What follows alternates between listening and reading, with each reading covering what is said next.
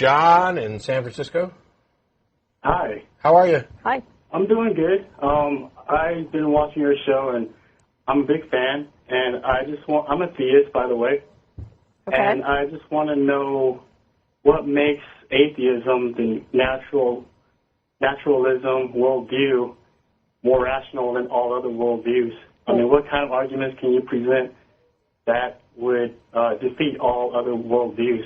Atheism is not a worldview. What is it then? It's a response to a claim. The claim being that a God exists. But don't they view the universe as non-contingent? They view the world as certain way, particular way. They view evolution, science, everything a particular way. Nothing. There's no requirement for an atheist to believe any of those things. Naturalism is a worldview. Yes, naturalism is. Yeah. But that's not the same thing as atheism. Actually, you could argue that in some cases atheism is the result of naturalism, and in other cases it's not. For example, you've got Buddhists, or the example we use a lot.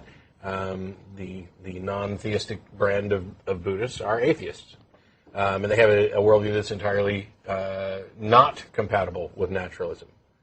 So, are you just calling to ask why naturalism is more rational than, say, monotheism or polytheism or theism? Sure. The reason naturalism is more rational than any of the theisms is that they make an extra claim in addition to nature, and it's a violation of Occam's razor, the sharp end of Occam's razor. What justification does atheism have that God does not exist? Are you just like reading a list of questions you got from a website? Because no, I'm just picking these up at the top of my head. Okay. Atheism isn't the assertion that gods don't exist. My understanding, atheism, by definition, is non-belief in a God. Correct. Yes. Correct. Denial of a God. Correct. Not necessarily denial. Well, I'll deny that the claims have been demonstrated.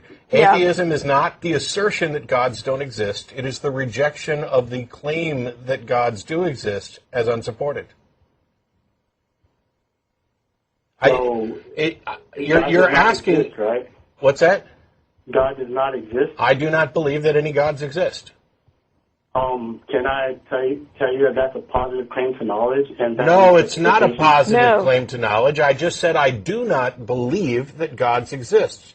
In the same way that I say I do not believe that fairies exist, and I'm not required to demonstrate that they actually don't. The default position is that existence must be demonstrated. I am not asserting to know to an absolute certainty that no gods exist. If I had asserted that position, and I would have had this conversation gone a different way, that I actively believe there are no gods, but instead I'm saying I do not believe that gods exist. Please demonstrate that they do. God exists is a positive claim to knowledge by theists, and they use different arguments to justify that. Yeah. And why does the atheist have the default when God does not exist is as much as a positive claim as God exists? That's not what we said. Because atheists aren't asserting God does not exist. They're not asserting it's... Okay, if you don't believe somebody's guilty, are you asserting that they're innocent? Innocent until proven guilty, yes. You're not asserting that they're innocent. If you're on a jury, you vote not guilty. You don't vote innocent. You vote not guilty. Atheism is not guilty. Anti-theism would be an assertion of innocence.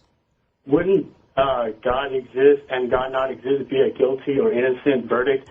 Yes. And would we play an impartial juror in deciding? No, you're confusing the actual state of affairs with respect with someone's actual belief about those affairs. In fact, either some God exists or no gods exist. Those are the only two possibilities. But what you believe about those is different. In actuality, either the defendant is guilty or the defendant is innocent. But that is the state of God exists, God doesn't exist, the defendant is guilty, the defendant is innocent. But what you believe about those is different. And until somebody demonstrates that the defendant is guilty, You are not justified in believing the defendant is guilty. You are in the position of rejecting this claim and voting not guilty, but that does not mean that you are convinced that the defendant is innocent. Likewise... What if the evidence comes back that the defendant is guilty? Well, in that case, then you say that you're a theist, so what evidence do you have that your beliefs are correct? I have the different arguments that are presented by philosophers. Those aren't evidence. Those aren't evidence. Those aren't evidence. Can you define evidence? It's... Wow. It's something that demonstrates that your claim is true. It's data. It's... But in any case, every one of those... Hang on. John. That's an argument. John. Stop. There are arguments and evidence. Evidence supports arguments. Evidence becomes the premises of arguments that lead to conclusion. You're saying that you believe because of the classical philosophical arguments for the existence of God. None of those are logically valid and sound. Please present one that is. The Kalam cosmological argument. The Kalam cosmological argument. Yes. You think that it's valid and sound and sufficient to demonstrate the existence of a God? I've went through every premise, and so far there has not been a defeater for each premise. I've been actually looking it up. No. You don't look for necessarily. You don't have to have a defeater for each premise. You have to have a confirmer for each premise.